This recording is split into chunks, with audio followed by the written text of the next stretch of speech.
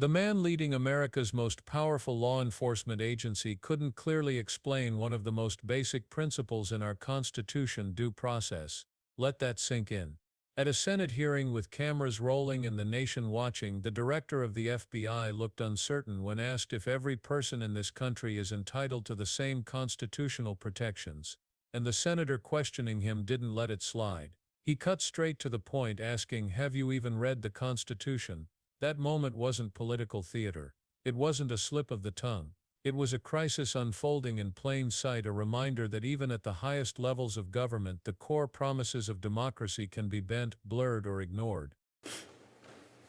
Well, thank you, Mr. Chairman, and thank you very much, Director Patel. And so as I understood it, you testified yesterday that you'd like to have another $1 billion added on to the FY25 level to do the additional work you'd like to do on drug interdiction, fentanyl in general, and anti-terrorism. And today you gave us a budget that requests cutting $500 million. Which is it? Do you want us to, what are you asking of this committee? To add funds, add $1 billion, or to cut $500 million? Thank you, Senator. Appreciate the opportunity. What I'm asking for is that with more, I can simply do more. And I was giving examples of what more I could do. I can do the mission, and am in support of the budget here, and I'm working with appropriators and you to fill the gaps. So you support the budget presented that cuts $500 million, but you also support us adding $1 billion should we choose to do that? Well, I can't not support the budget as proposed, because then I would be supporting no budget. Okay. Well, we've got those two options. We do look forward to further details from you about how you plan to modify the function of FBI on these different missions that you've highlighted today, so that we can give it the appropriate consideration. Mm-hmm. Director Patel, you're familiar with the Fifth Amendment. Yes, Senator.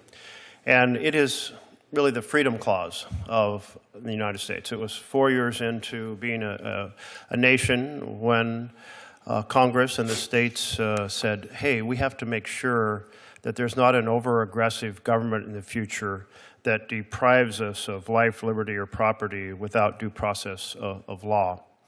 And you're familiar that that applies to all persons in the United States. Yes, Senator. So there's been a lot of concern about the several hundred immigrants who were swept off the streets of America and sent to El Salvador without due process. And does that concern you? Senator, I'm not in a position to comment on whether or not they were given or not given due process or are supposed to be afforded due process.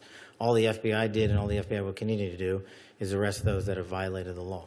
Okay, but to arrest, you have to investigate. Have you launched an investigation of this violation of the Freedom Clause of the U.S. Constitution?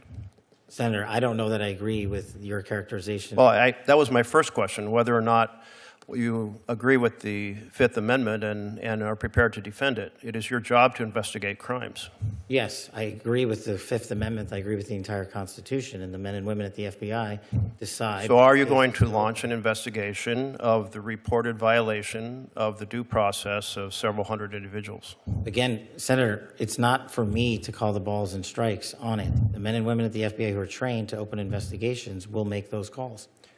So you have no influence over whether an investigation is opened? I have influence over it, but you're asking me a constitutional question. I'm not a constitutional scholar. Well, it's actually not it's a question also of law. But your position is that every one of those individuals is by constitutional right afforded due process. I don't know the answer to that. I'm telling you. You haven't read the Constitution? It says all persons. I've got it right here, but what you're saying is that every single one of the illegals that was sent down to El Salvador is supposed to be given due process pursuant. Yeah, that's what the Constitution says. It says no person. It doesn't say that. It does say no person. Yeah, I'll encourage you to read it, because it's also been affirmed by the Supreme Court repeatedly. On the case of Miranda versus Arizona, held the right of all individuals, regardless of citizenship status. The Supreme Court in Reno versus Flores. I mean, but it's the plain language of the Constitution. It concerns me that you're not familiar with the core concept of due process applying to all persons as written in black and white in the Constitution. As the first public defender who's ever served at the FBI as its director, I am more aware of due process than any predecessor in my seat. You are delineating between removal proceedings and criminal acts. My job is to investigate criminal acts. That's what we do. You are aware that the Fifth Amendment refers to taking away liberty, and when people are arrested on the street, detained and sent out of the country, that their liberty has been taken away. Senator, that is a constitutional question that you are asking me to answer. It's not for me to answer. The question has already been answered by the Supreme Court that they're protected, therefore it's a violation of law, and it's your responsibility to open an investigation, and you're saying today you will not do so? I am not the agency involved in removal proceedings. That is a different branch of government. So if an agency other than the FBI violates the law and the Constitution, you will not investigate because it's a different agency? I will investigate every violation of law. Well, you have, but you just said you're not investigating. No. You and I are in disagreement on what is a violation of law. I have yet to hear from the Supreme Court your position as you have adjudicated it. Well, very, very interesting, because the Supreme Court's been very clear, and I had heard you were trained in the law, so I expected maybe you would try to uphold it. You also took an oath to the Constitution. Thank you for the reminder. Well, it's important to remind you, since you're apparently unfamiliar with the very basics of the core protection of freedom in our Constitution. What I am familiar with is protecting the American public, and that's what Let me close with one question, Mr. Chairman. Will you make sure that due process in every action of the FBI is completely honored under your time as director? Will I ensure that due process is followed? Yes. Under the Constitution? Completely. Send that message throughout the FBI that due process must be followed, is constitutionally required. Make sure that it's done under your direction. Sure. Great. Thank you. What happened in that hearing is more than a clash of personalities. It's a warning about the fragile state of our freedoms and what can happen when those in power forget the meaning of the very oath they swore to uphold. Senator Jeff Merkley pressed the FBI Director Kash Patel in a way that should have been straightforward. The Fifth Amendment is not obscure. It's not a minor technicality buried in legal jargon. It's the backbone of our liberties, the shield that prevents government from stripping away life, liberty, or property without fair procedure. And yet Patel's response to Merkley's questions left millions of Americans stunned. He dodged, deflected, and finally admitted, "I'm not a constitutional scholar, but this wasn't an academic debate. It wasn't a law school seminar. It was a direct question to the man responsible for an agency with immense power over the lives of ordinary people. And when that man can't or won't affirm one of the most sacred principles of the Constitution, alarm bells should be ringing for everyone." Merkley didn't back off. He laid it out in black and white. He reminded Patel that the Constitution says no person, not no citizen, not no American, but no person shall be deprived of liberty without due process. That phrase was chosen deliberately by the framers. They understood that if rights could be selectively granted, they weren't really rights at all. And yet Patel, instead of acknowledging the universal nature of due process, tried to wall himself off with bureaucratic language.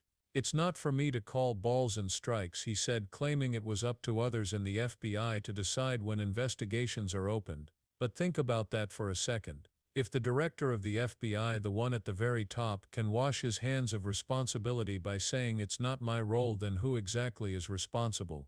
And if the most fundamental protections in the Constitution can be brushed aside as someone else's problem, what does that mean for the rest of us? The specific issue Merkley raised makes this even more urgent. He asked about reports that hundreds of immigrants were swept off the streets and deported to El Salvador without hearings. No judge, no chance to defend themselves, just taken and removed. That's not an abstract debate. Those are human lives. People who came here often fleeing danger, chasing hope, or simply seeking opportunity. Some may have violated laws, yes, but the Constitution doesn't say protections apply only when convenient. It doesn't say rights vanish based on where you were born. It says no person. That's the standard. That's the promise. And Patel, rather than affirming that promise, claimed he wasn't in a position to comment. Imagine that, the director of the FBI unwilling to say whether the Constitution should be followed. This is how freedoms erode. Not always with dramatic announcements or sweeping decrees, but with the quiet technical deflections of officials who say, "That's not my job." Bureaucracy becomes the shield for inaction, and every erosion of rights in history starts with this pattern. Power finds excuses, Agencies point fingers. Leaders claim ignorance. Meanwhile, the people who depend on those rights the most, often the most vulnerable, are left unprotected.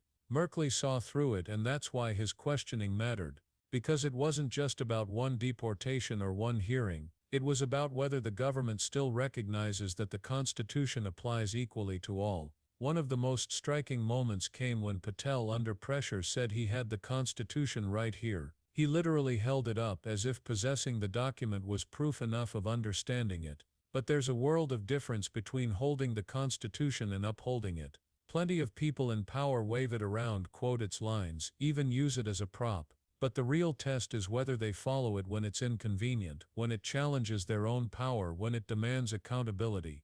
Merkley's retort, "That's what the Constitution says. I encourage you to read it," was more than a clapback. It was a reminder that knowing the words means nothing if you don't live by their intent, and that's the bigger danger. When the head of the FBI can't affirm something as basic as due process, we should all be alarmed, because the erosion of rights never stops with one group. Today it's immigrants swept off the streets, tomorrow it could be protesters, next week journalists, and eventually it could be anyone. The Constitution doesn't protect groups selectively, it protects the principle of justice itself. Once that principle is compromised, everyone is vulnerable. That's why this hearing should be a wake-up call. It forces us to ask, are we slowly normalizing a system where expediency trumps legality, where the government gets to decide who deserves rights and who doesn't? If so, then the promise of equal protection is at risk for all of us. Merkley's persistence in that hearing was more than political theater. It was a defense of democracy itself. He wasn't just standing up for those deported without hearings. He was standing up for the integrity of the rule of law. And his frustration was palpable, because what he faced wasn't a misunderstanding, it was resistance. The kind of resistance that cloaks itself in procedure and technicalities but hides a deeper truth, that power is often uncomfortable with accountability. Every time Patel dodged, every time he said "not my role," he revealed just how fragile the commitment to constitutional principles can be inside the halls of government. Think about what that means beyond this one hearing. If the FBI director can dismiss due process as a constitutional question not for me to answer, what else can be ignored? What other protections can be brushed aside under the guise of technicality? The Constitution isn't a menu where officials pick and choose which rights to honor. It's a contract, a moral covenant between the people and their government. And when leaders fail to honor it, it's not just the individuals in question who lose, it's all of us. Because the moment rights become conditional, they stop being rights at all. And that's why this exchange should matter to you, no matter who you are or where you stand politically. Due process isn't about left or right, it's about the rule of law versus the rule of power. It's about ensuring that no one, citizen or not, can be stripped of liberty without fairness. That principle protects immigrants, yes, but it also protects citizens. It protects anyone who might one day find themselves accused, detained, or targeted. Which means it protects you. When Patel failed to affirm that principle, he wasn't just undermining immigrants' rights, he was weakening the very safeguard that protects every American. This is the moment when we have to pay attention. It's easy to scroll past hearings, to dismiss them as political theater, to assume they don't matter. But what we saw in this exchange was more than partisan sparring. It was a test of whether the most basic promise of our Constitution still holds. And if the head of the FBI can't affirm it, then it's up to the public to demand it. Because democracy doesn't survive on autopilot. It survives when people are willing to defend it, when they refuse to look away, when they hold power accountable. Merkley did that in the hearing room. The question is, will we do it outside of it? So here's the takeaway. Every time you hear about due process, don't tune it out as legal jargon. Recognize it for what it is, the guarantee that stands between you and unchecked power, the principle that ensures fairness for everyone, no matter who they are. And remember that every attempt to deny it to one group sets a precedent to deny it to another. That's why Merkley's questioning matters. That's why this hearing matters. And that's why staying engaged matters. If you believe in protecting the rule of law, if you believe justice and democracy are only as strong as our willingness to defend them, then don't just watch moments like this and move on. Stay engaged. Subscribe, keep watching, keep questioning, because understanding these moments isn't about partisanship, it's about preserving the very idea of America. And that, more than anything else, is why this conversation matters.